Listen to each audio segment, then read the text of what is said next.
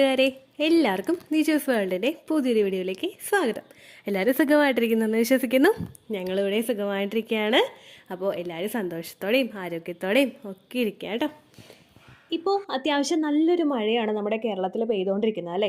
ഈ മഴക്കാലത്ത് pregnancy try ചെയ്യുന്ന സമയത്ത് നമ്മൾ ഓരോരുത്തരും പ്രത്യേകം ശ്രദ്ധിക്കേണ്ട കുറച്ച് കാര്യങ്ങളെ പറ്റിയിട്ടാണ് ഇന്നത്തെ വീഡിയോയിൽ സംസാരിക്കുന്നത് കേട്ടോ. ഈ കാര്യങ്ങൾ നോക്കാതെ നിങ്ങൾ പ്രഗ്നൻസി ട്രൈ ചെയ്യുകയാണെങ്കിൽ ഫ്യൂച്ചറിൽ നിങ്ങൾക്ക് ഈ ഒരു മഴയും വെള്ളക്കെട്ടും ഒക്കെ കൊണ്ട് ഭാവിയിൽ പ്രശ്നങ്ങൾ ഉണ്ടാവാനായിട്ട് ചാൻസ് ഉണ്ട്. ചിലപ്പോൾ അത് നിങ്ങൾക്ക് സക്സീഡ് ചെയ്ത് കിട്ടുന്ന പ്രഗ്നൻസിയെ വരെ അഫക്റ്റ് ചെയ്യുന്ന തരത്തിലുള്ളതായിരിക്കും ഇത്തരത്തിലുള്ള കാര്യങ്ങൾ കേട്ടോ. അപ്പോൾ അതെന്തൊക്കെ ശ്രദ്ധിക്കണമെന്ന് നമുക്ക് നോക്കാം. വീഡിയോ നമുക്ക് സ്റ്റാർട്ട് ചെയ്യാം. കഴിഞ്ഞ ദിവസം ഒരു വീഡിയോ ഞാൻ ഇട്ടിട്ടുണ്ടായിരുന്നു നമ്മുടെ ചാനലിൽ. 12ഓളം ആളുകൾ ഈ ടിപ്സ് ഫോളോ ചെയ്തിട്ട് പ്രഗ്നൻ്റ് ആയി എന്ന് പറയുന്നത്. അതിൽ ഞാൻ സംസാരിക്കുന്ന ടോപ്പിക്ക് വെള്ളത്തിനെ പറ്റിയിട്ടാണ്. നമ്മൾ വെള്ളം കുടിക്കുന്നതിൽ കൂടുതൽ ഉണ്ടാവുന്നുണ്ടെങ്കിൽ അത് നമ്മുടെ ഫെർട്ടിലിറ്റിയെ നല്ല രീതിയിൽ ഇമ്പ്രൂവ് ചെയ്യും. അതുപോലെ വെള്ളം കുടിക്കുന്നതിൽ കുറവുണ്ടാവുന്നുണ്ടെങ്കിൽ അത് നമ്മുടെ ഫെർട്ടിലിറ്റിയെ സാരമായിട്ട് തന്നെ അഫക്റ്റ് ചെയ്യും. മഴയുടെ സമയത്ത് നമുക്ക് വെള്ളം കുടിക്കാനായിട്ടുള്ള താല്പര്യം സ്വതവേ കുറവായിരിക്കും. നമുക്ക് ദാഹിക്കുന്നില്ല, നമുക്ക് വേർപ്പില്ല. ഇതൊക്കെ കൊണ്ടാണ് നമ്മൾ വെള്ളം കുടിക്കാത്തത് തന്നെ. പക്ഷേ ഫെർട്ടിലിറ്റി ട്രീറ്റ്മെൻറ്റുകൾ എടുക്കുന്ന ഒരാളെ സംബന്ധിച്ചിടത്തോളം നമ്മൾ വെള്ളം കുടിക്കുന്നതിന്റെ അളവ് ശരീരത്തിൽ കുറച്ചു കഴിഞ്ഞാൽ അത് നമ്മുടെ ഫെർട്ടിലിറ്റിയിൽ ഒരുപാട് ബുദ്ധിമുട്ടുകൾ ഉണ്ടാകും. സെർവിക്കൽ മ്യൂക്കസിന്റെ പ്രൊഡക്ഷനെ അത് സാരമായിട്ട് ബാധിക്കും. അതുപോലെ നിങ്ങളുടെ ഡീഹൈഡ്രേഷൻ ഉണ്ടാകുന്നതിന് അത് കാരണമാകും. അതുപോലെ നമുക്ക് ഭയങ്കരമായിട്ട് യൂറിനേഷൻ ഉണ്ടാവാനായിട്ട് ചാൻസ് ഉണ്ട്. അങ്ങനെ വരുമ്പോഴേക്കും അത് നമ്മുടെ ശരീരത്തിൽ പ്രശ്നങ്ങൾ ഉണ്ടാകും. അപ്പോൾ പ്രഗ്നൻസി ട്രൈ ചെയ്യുന്നവരാണെങ്കിൽ വെയിലാണോ മഴയാണോ എന്നൊന്നും നോക്കാതെ 2 ലിറ്റർ വെള്ളമെങ്കിലും നിങ്ങൾ കുടിക്കാനായിട്ട് ശ്രദ്ധിക്കുക. ശരിക്കും 3 ലിറ്റർ വെള്ളമാണ് നമ്മൾ കുടിക്കേണ്ടത്. പക്ഷേ നിങ്ങൾക്ക് ഈ ഒരു മഴക്കാലം ആയതുകൊണ്ട് അറ്റ്ലീസ്റ്റ് 2 ലിറ്റർ വെള്ളമെങ്കിലും നിങ്ങൾ കുടിക്കാനായിട്ട് ശ്രദ്ധിക്കുക. കുടിക്കുന്ന സമയത്ത് പ്രത്യേകം ശ്രദ്ധിക്കുക. വൈകുന്നേരത്തിന് മുൻപായിട്ട് ഈ വെള്ളം നിങ്ങൾ പൂർണ്ണമായിട്ടും കുടിച്ചു തീർക്കുക. സന്ധ്യ സമയത്തോ രാത്രി സമയത്തോ നിങ്ങൾ കൂടുതലായിട്ട് വെള്ളം കുടിക്കുകയാണെങ്കിൽ അത് നിങ്ങൾക്ക് ഫ്രീക്വൻ്റ് ആയിട്ട് യൂറിനേഷൻ ഉണ്ടാകുന്നതിന് കാരണമാവുന്നു. രാത്രി തുടർച്ചയായിട്ട് യൂറിനേഷൻ ഉണ്ടായി കഴിഞ്ഞാൽ അത് നിങ്ങളുടെ ഉറക്കത്തിനെയും അഫക്റ്റ് ചെയ്യാനായിട്ട് ചാൻസ് ഉണ്ട്.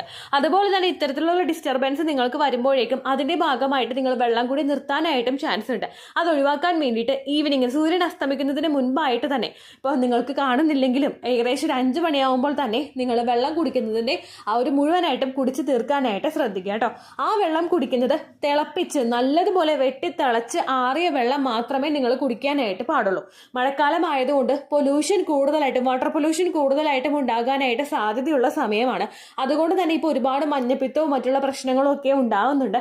അതുകൊണ്ട് നിങ്ങൾ ആ ബോയിൽ ചെയ്തെടുക്കുന്ന വെള്ളം നല്ലതുപോലെ വെട്ടിത്തിളച്ചതിന് ശേഷം മാത്രമേ നിങ്ങൾ കുടിക്കാനായിട്ട് പാടുള്ളൂ. ആ വെട്ടിത്തിളച്ച വെള്ളം നിങ്ങൾ നന്നായിട്ട് ആറാൻ വെച്ചിട്ട് ഒരു ചെറു ചൂടുവെള്ളം നിങ്ങൾ കുടിക്കുന്നത് ശരീരത്തിന് നല്ലതായിരിക്കും കേട്ടോ. രണ്ടാമതായിട്ട് ശ്രദ്ധിക്കേണ്ട കാര്യം ഔട്ട്സൈഡ് ഫുഡ് കംപ്ലീറ്റ് ആയിട്ട് അവോയ്ഡ് ചെയ്യുക. സ്ട്രീറ്റ് ഫുഡ് ആണെങ്കിലും ഹോട്ടൽ ഫുഡ് ആണെങ്കിലും ഈ ഒരു റെയിനി സീസൺ സമയത്ത് നമ്മൾ അവോയ്ഡ് ചെയ്യുന്നതാണ് നല്ലത്. ഒരുപാട് ആളുകൾക്ക് ഫുഡ് പോയ്സൺ തുടർച്ചയായിട്ട് ഈ സമയങ്ങളിൽ ഉണ്ടാകുന്നുണ്ട്. നിങ്ങൾ ന്യൂസ് കേൾക്കുന്നുണ്ടാകും. ഈ ഫുഡ് പോയ്സൺ പലർക്കും ഉണ്ടാകുന്നത് അവർ അണ്ടർ കുക്ക് ആയിട്ടുള്ള മീറ്റ് കഴിക്കുന്നതോടൊപ്പം അതുപോലെ തന്നെ നമ്മളിപ്പോൾ ഒരു വില്ലനായിട്ട് വരുന്ന മയോണൈസ് ആണ്. മയോണൈസ് ഒരളവിൽ കൂടുതലായിട്ട് നമ്മൾ കഴിക്കുന്നതും അതുപോലെ ഒരുപാട് നേരങ്ങളായിട്ട് പ്രിപ്പയർ ചെയ്ത് വെച്ചിട്ടുള്ള മയോണൈസ് നമ്മൾ ഉപയോഗിക്കുന്നതും ഒക്കെയാണ് പലർക്കും ഇത്തരത്തിലുള്ള ബുദ്ധിമുട്ടുകൾ ഉണ്ടാവാനായിട്ടുള്ള കാരണം. ദേഹാസ്വസ്ഥവും ചിലരുടെ മരണത്തിന് വരെ ഈ മയോണൈസ് കൂടുതലായിട്ട് ഉപയോഗിക്കുന്നത് കാരണമാവുന്നുണ്ട്. അതുകൊണ്ട് തന്നെ പ്രഗ്നൻസി ട്രൈ ചെയ്യുന്നവർ ഈ സമയങ്ങളിലൊക്കെ കംപ്ലീറ്റ് ആയിട്ട് ഔട്ട്സൈഡ് ഫുഡ് അവോയ്ഡ് ചെയ്യാനായിട്ട് ശ്രദ്ധിക്കുക കേട്ടോ. മൂന്നാമതായിട്ട് നിങ്ങൾ ശ്രദ്ധിക്കേണ്ട കാര്യം മഴയുണ്ടെങ്കിൽ കൊതുകുണ്ടാകും. അത് ഉറപ്പായിട്ടുള്ള കാര്യമാണ്. നിങ്ങളുടെ സറൗണ്ടിങ്സ് നിങ്ങൾ ക്ലീൻ ആക്കി വെക്കാനായിട്ട് ശ്രദ്ധിക്കുക. മഴവെള്ളം എവിടെയെങ്കിലും കെട്ടിക്കിടക്കുന്നുണ്ടെങ്കിലോ ചെടികളൊക്കെ മുളച്ചു വരുന്ന സിറ്റുവേഷൻ പറമ്പിലുണ്ടെങ്കിലോ അതെല്ലാം നിങ്ങൾ പൂർണ്ണമായിട്ട് മാറ്റുക. നിങ്ങളുടെ കോമ്പൗണ്ട് മാത്രമേ നിങ്ങൾക്ക് വൃത്തിയാക്കാൻ പറ്റുള്ളൂ. അതിനനുസരിച്ച് നിങ്ങളുടെ വീടിന് പുറകിലായിട്ട് തോടോ കാനയോ അല്ലെങ്കിൽ തുറന്നു കിടക്കുന്ന പറമ്പോ അങ്ങനെ എന്തെങ്കിലും ഉണ്ടെങ്കിലും നിങ്ങൾക്ക് കൊതുക് നിങ്ങളുടെ വീട്ടിലോട്ട് എത്താനായിട്ട് ചാൻസ് ഉണ്ട്. അങ്ങനെ വരുമ്പോഴേക്കും ഏകദേശം നിങ്ങൾ ഡോറൊക്കെ തുറന്നിടാതെ അടച്ചു വെക്കുക. മോസ്കിറ്റോയുടെ നമ്മൾ കടിക്കാതിരിക്കാനായിട്ട് മോസ്കിറ്റോ റെപ്പലന്റ് ഉണ്ടാവുമല്ലോ, അതെന്തെങ്കിലും നിങ്ങൾക്ക് യൂസ് ചെയ്യാൻ പറ്റുമെങ്കിൽ അത് നിങ്ങൾ യൂസ് ചെയ്യുക.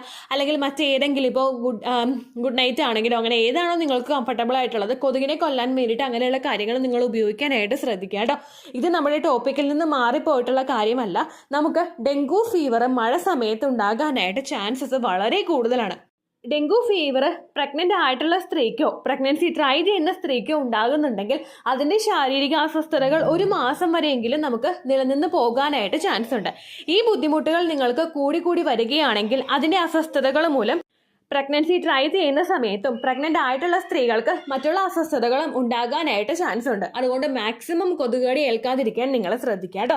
അതുപോലെ തന്നെയുള്ളൊരു ബുദ്ധിമുട്ടാണ് നമുക്ക് എലിയാണെങ്കിലും. എലിപ്പനി ഉണ്ടാവാനായിട്ടുള്ള ചാൻസസ് വളരെയധികം കൂടുതലാണ്. ഇത്തരത്തിലുള്ള ഇപ്പോൾ വെള്ളക്കെട്ട് എല്ലായിടത്തും ഉണ്ടാകുമ്പോഴേക്കും നമ്മൾ മലിനമായിട്ടുള്ള വെള്ളത്തിൽ കൂടി ചിലപ്പോൾ നടക്കേണ്ടതായിട്ടുള്ള സിറ്റുവേഷൻസ് ഉണ്ടാകും. അതും കഴിവതും നിങ്ങൾ അവോയ്ഡ് ചെയ്യാനായിട്ട് ശ്രദ്ധിക്കുക. നമുക്ക് ഒട്ടും തന്നെ അവോയ്ഡ് ചെയ്യാനായിട്ട് പറ്റില്ല. കാരണം വെള്ളക്കെട്ട് വീട്ടിൽ കോമ്പൗണ്ടിലൊക്കെ വന്നു കഴിഞ്ഞാൽ നമുക്ക് എങ്ങോട്ടെങ്കിലും ഷിഫ്റ്റ് ചെയ്യേണ്ടതായിട്ടുള്ളൊരു ഓപ്ഷൻ ഉണ്ടാകും. പക്ഷേ എന്നിരുന്നാൽ കൂടി തന്നെ നിങ്ങൾ ആ വെള്ളത്തിൽ ഇറങ്ങുന്നുണ്ടെങ്കിൽ നിങ്ങളുടെ കാലിൽ മുറിവുകൾ ഉണ്ടോ എന്ന് നിങ്ങൾ നോക്കുക. എന്തെങ്കിലും മുറിവുകൾ ഉണ്ടെങ്കിൽ അത് കെട്ടിവെച്ചതിന് ശേഷം മാത്രം നിങ്ങൾ വെള്ളത്തിലോട്ട് ഇറങ്ങുക.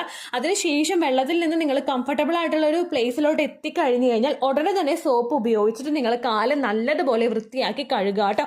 പ്രഗ്നൻസി ആകുന്ന സ്ത്രീക്കും പ്രഗ്നൻസി ട്രൈ ചെയ്യുന്ന സ്ത്രീക്കും ഈ ബുദ്ധിമുട്ടുകൾ ഉണ്ടായിക്കഴിഞ്ഞാൽ അത് ഫെർട്ടിലിറ്റി അഫക്റ്റ് ചെയ്യാനായിട്ട് ചാൻസ് ഉണ്ട്. അതുകൊണ്ടാണ് ഈ കാര്യം പറയുന്നത് കേട്ടോ.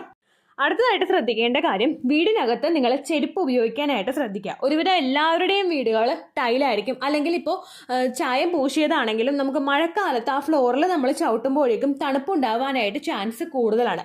നമ്മുടെ പാദമാണ് പല ശരീരത്തിൻ്റെ അവയവങ്ങളുടെയും ജോയിൻ ചെയ്യുന്ന ഒരു പോയിന്റ് എന്ന് പറയുന്നത്. ഈ പോയിന്റ് ഒരുപാട് തണുത്തിരിക്കുന്നത് നമ്മുടെ ബ്ലഡ് സർക്കുലേഷനെ അഫക്റ്റ് ചെയ്യും. അതുപോലെ ആ പോയിന്റ്സിന് ആ അവയവങ്ങളുടെയൊക്കെ പ്രവർത്തനത്തിനെയും ഇത് അഫക്റ്റ് ചെയ്യും. ഫുഡ് റിഫ്ലെക്സോളജി എന്ന് അടിച്ചു കഴിഞ്ഞാൽ ഇതിൻ്റെ സത്യാവസ്ഥ എത്രത്തോളം ആണെന്ന് നിങ്ങൾക്ക് ഗൂഗിളിൽ നിന്ന് തന്നെ മനസ്സിലാക്കാവുന്നതേ ഉള്ളൂ. ഒരുപാട് അവയവങ്ങൾ വന്ന് ജോയിൻ ആയിരിക്കുന്നത് നമുക്ക് കാണാനായിട്ട് സാധിക്കും. ഇതിൽ പ്രധാനപ്പെട്ട ഒന്നാണ് നമ്മുടെ യൂട്രസ്, നമ്മുടെ ഓവറീസ്, നമ്മുടെ പെൽവിക്, അങ്ങനെയുള്ള പോർഷൻസ് ഒക്കെ. ഇതെല്ലാം നമ്മുടെ ആ ഒരു പാദത്തിൽ വന്ന് ജോയിൻ ആകുന്നുണ്ട്. അതുകൊണ്ട് ഈ സമയത്ത് അതിലോട്ട് കൂടുതൽ തണുപ്പ് വരികയാണെങ്കിൽ അത് നിങ്ങളുടെ ബ്ലഡ് സർക്കുലേഷനെ അഫക്റ്റ് ചെയ്യും. ഓവുലേഷൻ നടക്കുമ്പോഴും ഇംപ്ലാന്റേഷൻ നടക്കുമ്പോഴും ഈ ബുദ്ധിമുട്ട് നിങ്ങൾക്ക് ഉണ്ടാവുകയാണെങ്കിൽ അതിന്റെ പ്രവർത്തനത്തിനെ ഇത് സാരമായിട്ട് തന്നെ ബാധിക്കും. അതുകൊണ്ട് കൂടുതൽ തണുപ്പ് ഇല്ലാതിരിക്കാൻ വേണ്ടിയിട്ട് വീടിനകത്ത് നിങ്ങൾ ചെരുപ്പ് ധരിക്കാനായിട്ട് ശ്രദ്ധിക്കുക. ചെരുപ്പ് നിങ്ങൾ ഉപയോഗിക്കുന്നുണ്ടെങ്കിൽ ഉപയോഗിക്കുന്നില്ലെങ്കിൽ ഒരുപാട് നേരം നിന്ന് നിങ്ങൾ ജോലി ചെയ്യുന്നുണ്ടെങ്കിൽ, ചവിട്ടി വീട്ടിലുണ്ടെങ്കിൽ ചവിട്ടിയിൽ കാല് വെച്ചിട്ട് നിങ്ങൾ ജോലി ചെയ്യാനായിട്ട് ശ്രദ്ധിക്കുക. അതായത് പച്ചക്കറി അരിയുന്നതും വീട്ടിൽ കുക്ക് ചെയ്യാനായിട്ടുള്ള സിറ്റുവേഷൻ ഒക്കെ ഉണ്ടാവുമല്ലോ.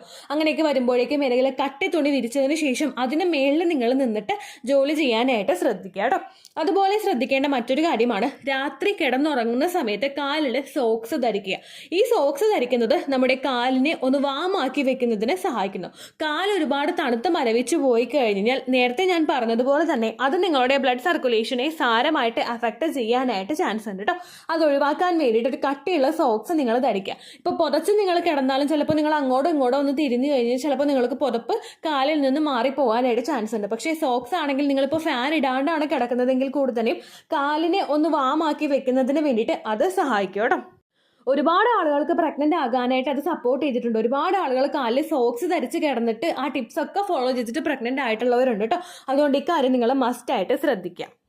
അതുപോലെ തന്നെ ഈ സമയത്ത് ഈ മഴക്കാലത്ത് പീരീഡ്സ് ആകുന്ന ആളുകൾ ഇൻറ്റിമേറ്റ് ആയിട്ടുള്ള ആ ഒരു ഹൈജീൻ നിങ്ങൾ മസ്റ്റായിട്ട് ശ്രദ്ധിക്കുക കേട്ടോ. പാഡാണെങ്കിലും ഇല്ല തുണിയാണ് ഉപയോഗിക്കുന്നതെങ്കിലും തുണി നല്ലതുപോലെ കഴുകി ഉണക്കിയതിന് ശേഷം മാത്രം നിങ്ങൾ ഉപയോഗിക്കുക. പാഡാണെങ്കിൽ അത് നല്ലതുപോലെ നിങ്ങൾ ടൈം പീരീഡ് നോക്കിയിട്ട് ഒന്ന് നനയുന്നുണ്ടെങ്കിൽ നിങ്ങൾ ഡിസ്പോസ് ചെയ്യാനായിട്ട് ശ്രദ്ധിക്കുക. കാരണം മഴ കൂടുതലായിട്ട് വന്നു കഴിഞ്ഞാൽ നമുക്ക് വെറ്റ്നസ് കൂടുതലായിട്ട് അനുഭവപ്പെടും. അത് നിങ്ങൾക്ക് ഇൻറ്റിമേറ്റ് ആ ഒരു പോർഷനിലൊക്കെ ബുദ്ധിമുട്ടുകൾ ഉണ്ടാകാനായിട്ട് ചാൻസ് ഉണ്ട്. അതുപോലെ ഇച്ചിങ്ങും വജൈനൽ ഇൻഫെക്ഷനും ഒക്കെ ഉണ്ടാവാനായിട്ട് ചാൻസ് ഉണ്ട് കേട്ടോ. അതുപോലെ തന്നെ നമ്മൾ ഉപയോഗിക്കുന്ന അണ്ടർ ഗാർമെന്റ്സ് ആണെങ്കിലും പാൻറ്റീസ് പോലുള്ളതാണെങ്കിലും നിങ്ങൾ ഡെയിലി 2 തവണയെങ്കിലും മാറാനായിട്ട് ശ്രദ്ധിക്കുക. ഇത് മാറി ഇത് നല്ലതുപോലെ കഴുകി ഉണക്കി ഉപയോഗിക്കാനായിട്ട് ശ്രദ്ധിക്കുക. ചെറു നനവുണ്ടെങ്കിലും അത് ഉപയോഗിക്കുന്ന ആളുകളുണ്ട്. ഒരു തവണ അത് ഉപയോഗിച്ചുകൊണ്ട് പ്രശ്നമില്ല. പക്ഷേ കണ്ടിന്യൂസ് ആയിട്ട് ചെറു നനവുള്ള അണ്ടർ ഗാർമെന്റ്സ് നിങ്ങൾ ഉപയോഗിക്കുകയാണെങ്കിൽ അതുമൂലം നിങ്ങളുടെ ഇൻഫെക്ഷൻ ഉണ്ടാവാനായിട്ട് ചാൻസ് ഉണ്ട്. വൺസ് നിങ്ങൾക്ക് ഇൻഫെക്ഷൻ ഉണ്ടാവുകയാണെങ്കിൽ അത് തുടർച്ചയായിട്ട് ഉണ്ടാവാനായിട്ടുള്ള ചാൻസസ് ഭയങ്കര കൂടുതലാണ്. തുടയ്ക്ക് ചുറ്റും ആയിട്ടുള്ള പോർഷനിൽ നിങ്ങൾക്ക് ഇച്ചിങ് ഉണ്ടാകും, അല്ലെങ്കിൽ ആ ഒരു സ്കിന്നിൽ ജെനിറ്റൽ പാർട്സിന്റെ സ്കിന്നിൽ നിങ്ങൾക്ക് ഇച്ചിങ് ഉണ്ടാകും, നിങ്ങൾക്ക് ചൊറിച്ചിലുണ്ടാകും. ബാക്ക് പോർഷനിലാണെങ്കിൽ നിങ്ങൾക്ക് ചൊറിച്ചിലുണ്ടാകും. അത് നിങ്ങൾക്ക് പിടികൂടി കഴിഞ്ഞാൽ പിന്നെ അത് മാറാനായിട്ട് ഭയങ്കര ബുദ്ധിമുട്ടാണ്. അത് ഉണ്ടാവാതിരിക്കാനുള്ള കാര്യങ്ങളും നിങ്ങൾ പ്രോപ്പറായിട്ട് എടുക്കുക കേട്ടോ. ഇതൊക്കെ ശ്രദ്ധിച്ച് ഹെൽത്തി ആയിട്ടുള്ള ഭക്ഷണങ്ങൾ കഴിക്കാനായിട്ട് നിങ്ങൾ ശ്രദ്ധിക്കുക. ഏത് ഭക്ഷണമാണെങ്കിലും നല്ലതുപോലെ കുക്ക് ചെയ്തിട്ട് ചെറു ചൂടോടുകൂടി നിങ്ങൾ കഴിക്കാനായിട്ട് ശ്രദ്ധിക്കുക. ഒരുപാട് തണുത്ത് ഭക്ഷണം കഴിക്കുന്നതിനേക്കാളും നല്ലതാണ്. നമ്മളിപ്പോൾ ഈ ഒരു ടൈം ആയതുകൊണ്ട് തന്നെ നമ്മൾ പ്രിപ്പയർ ചെയ്ത് വെച്ച് കഴിഞ്ഞാൽ പെട്ടെന്ന് തന്നെ തണുത്ത് പോകാനായിട്ട് ചാൻസ് ഉണ്ട്. അത് ഒഴിവാക്കാൻ വേണ്ടിയിട്ട് പ്രിപ്പയർ ചെയ്ത് കുറച്ചൊന്ന് ചൂട് പോയി കഴിഞ്ഞതിന് ശേഷം നിങ്ങൾ ഉപയോഗിക്കാനായിട്ട് ശ്രദ്ധിക്കുക കേട്ടോ. അപ്പോൾ ഇത്രയേ ഉള്ളൂ വീഡിയോ. എല്ലാവരും സേഫ് ആയിട്ടിരിക്കുക. ഒരുപാട് മഴ പെയ്യുന്നുണ്ട്. ആ സിറ്റുവേഷനിൽ നിങ്ങൾക്ക് പറ്റുന്ന സ്ഥലങ്ങളിലോട്ട് നിങ്ങൾ മാറുക, സേഫ് ആയിട്ടിരിക്കുക. ആവശ്യത്തിന് മാത്രം നിങ്ങൾ പുറത്തേക്ക് ഇറങ്ങുക കേട്ടോ. അപ്പോൾ ഇത്രയേ ഉള്ളൂ വീഡിയോ. എന്തെങ്കിലും സംശയം ഉണ്ടെങ്കിൽ നിങ്ങൾ കമൻസിൽ ചോദിക്കുക. പണ്ടത്തെ വീഡിയോയ്ക്ക് കമൻസ് ഇടുന്നവർക്ക് റിപ്ലൈ ലഭിക്കുന്നില്ലെങ്കിൽ ലേറ്റസ്റ്റ് ആയിട്ട് ഞാൻ ഏത് വീഡിയോ ആണ് അപ്ലോഡ് ചെയ്യുന്നത് അതിന് താഴെ കമൻ്റ് ഒന്ന് കോപ്പി പേസ്റ്റ് ചെയ്യാനായിട്ട് ശ്രദ്ധിക്കുക കേട്ടോ. അതുപോലെ ഓവുലേഷൻ ഡേറ്റ് കാൽക്കുലേറ്റ് ചെയ്ത് തരാനായിട്ട് റിക്വസ്റ്റ് ചെയ്യുന്ന ആളുകൾ എത്രയാണോ സൈക്കിൾ ലെങ്ത് അത് മെൻഷൻ ചെയ്യാനായിട്ട് ശ്രദ്ധിക്കുക. സൈക്കിൾ ലെങ്ത് എന്നതുകൊണ്ട് ഉദ്ദേശിച്ചത് ഓരോ മാസവും എത്ര ദിവസം കൂടുമ്പോഴാണോ ബ്ലീഡിങ് വരുന്നത് അതാണ് സൈക്കിൾ ലെങ്ത്. കഴിഞ്ഞ മാസം 2-ാം തീയതിയാണ് ബ്ലീഡിങ് വന്നതെങ്കിൽ ഈ മാസം 1-ാം തീയതിയാണ് ബ്ലീഡിങ് ആയതെങ്കിൽ കഴിഞ്ഞ മാസം 2-ാം തീയതി മുതൽ ഈ മാസം 1-ാം തീയതി വരെ എത്ര ദിവസമുണ്ടോ അതെണ്ണി പറയുന്നതാണ് സൈക്കിൾ ലെങ്ത്. സൈക്കിൾ ലെങ്ത് കണ്ടുപിടിക്കുമ്പോൾ ഒരു കാര്യം നിങ്ങൾ പ്രത്യേകം ശ്രദ്ധിക്കുക. കലണ്ടറിൽ നോക്കി തന്നെ സൈക്കിൾ ലെങ്ത് നിങ്ങൾ കാൽക്കുലേറ്റ് ചെയ്യുക. ചില മാസങ്ങളിൽ 30-ഉം 31-ഉം ഒക്കെ ഉണ്ടാവാനായിട്ട് ചാൻസ് ഉണ്ട്. അതുകൊണ്ടാണ് കേട്ടോ പറയുന്നത്. രണ്ടാമത്തെ കാര്യം, ബ്ലീഡിങ് തുടങ്ങിയ ദിവസത്തിന് വേണം നിങ്ങൾ ഡേ 1 ആയിട്ട് എടുക്കാൻ വേണ്ടിയിട്ട്.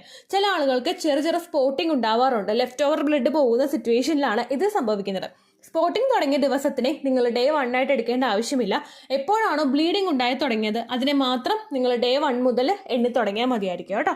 അപ്പോൾ ഇത്രയേ ഉള്ളൂ വീഡിയോ. അടുത്തൊരു വീഡിയോ ആയിട്ട് നമുക്ക് വീണ്ടും കാണാം. ബൈ.